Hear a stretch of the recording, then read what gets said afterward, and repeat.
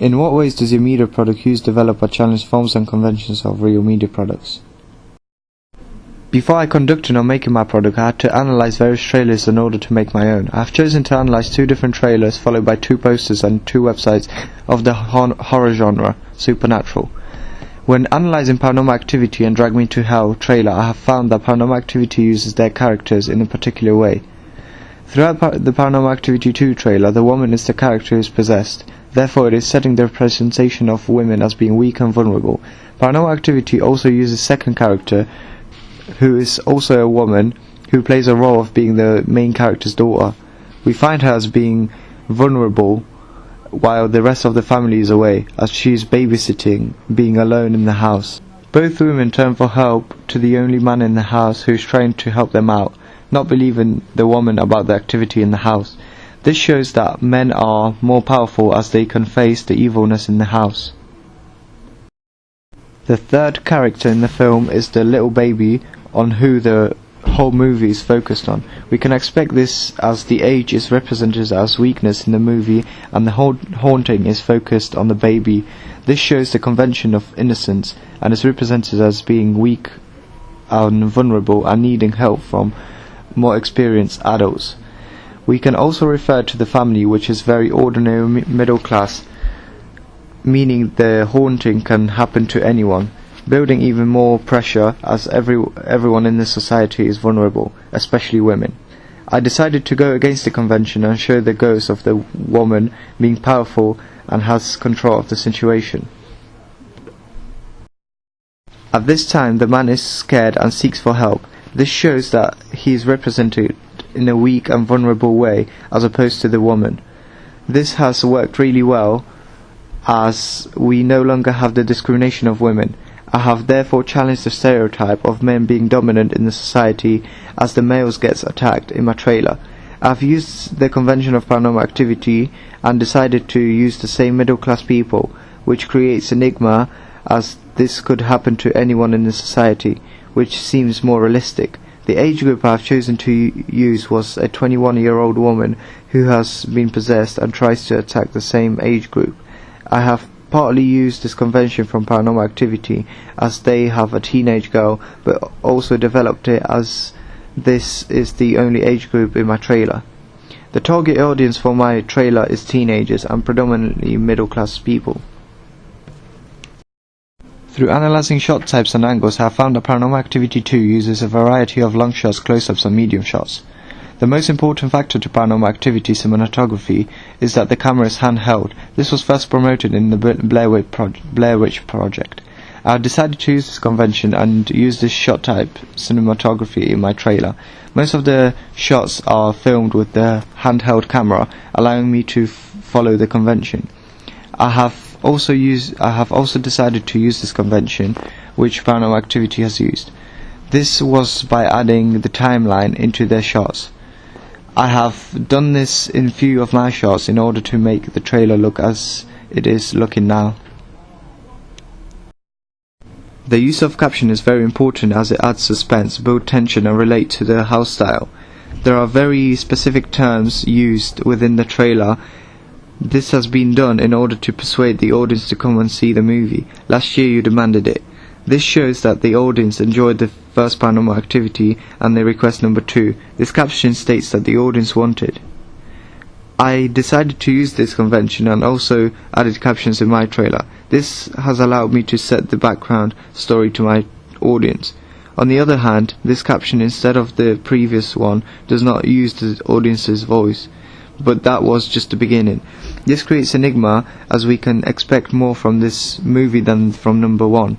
The billing block at the end of the trailer seems to have a lot of dead space, only including the website and the institutional logo. I followed this convention of having the billing block at the end of the trailer. However, I decided to use different idea and fill my billing block with institutional logos, website and actors' names. The editing pace of the trailer can be referred to the stages of the narrative. These come in 5 different stages. First stage being the equilibrium at the onset. At stage 2, a disturbance of equilibrium. Stage 3, a recognition that there has been a disturbance. Stage 4, an attempt to repair this disturbance. And Stage 5, a reinstatement of the equilibrium. The pace of the trailer is slow at the beginning. Paranormal Activity uses the scene of the birthday party, showing the equilibrium. As we reach Stage 3, the pace rapidly increases, creating a montage, a number of shots in a small amount of time. This creates more interest in the movie. Shots of the dog barking at the door, the woman standing in the doorway, and various of different shots. I've chosen to use the same Todorov narrative structure. The trailer begins with the equilibrium. 2 people went on the laptop researching ghosts.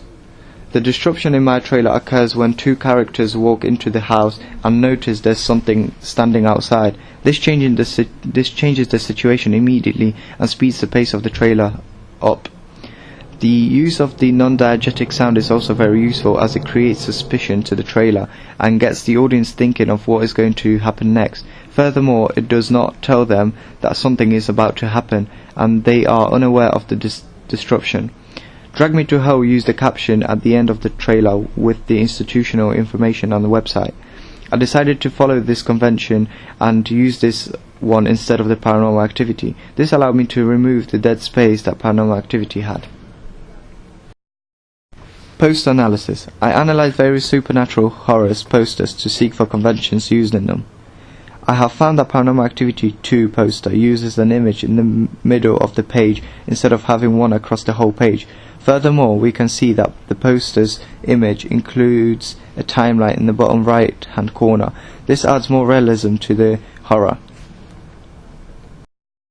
I can also see that the poster has a lot of dead space. I will try to eliminate this in my poster, as I find this type of convention quite boring for the audience.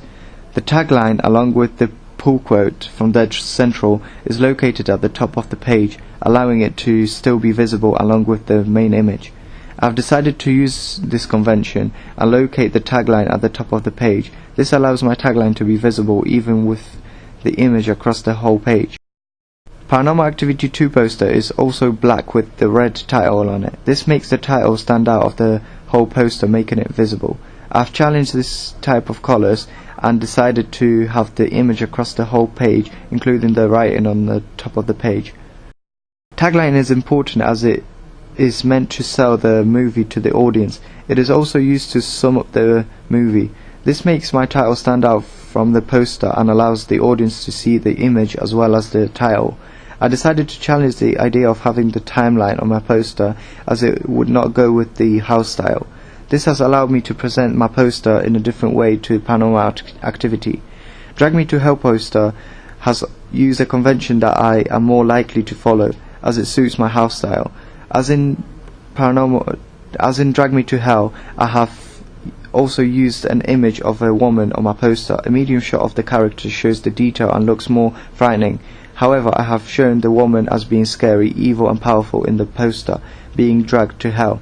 I have developed this convention and decided to show my character with the hair as in Ring. This helped me to represent my character in a much powerful way, with hair down and an effect of cracked face.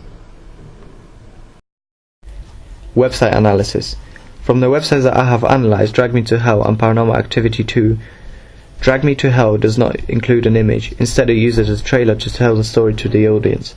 The Paranormal Activity 2 website uses the same convention as Drag Me to Hell, and instead of the image shows a trailer to tell the story. In order to seek for more conventions, I have decided to analyse different websites. I have decided to use the Ring website.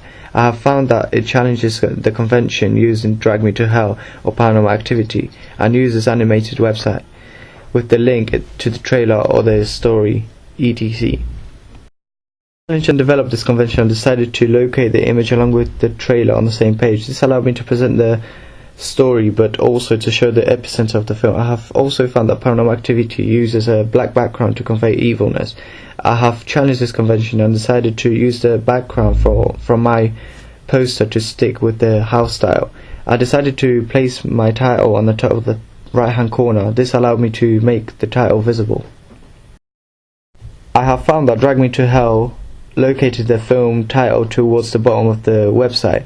On the other hand, Paranormal Activity placed the title at the top of the page. I have decided to use this convention and locate my title in the same position.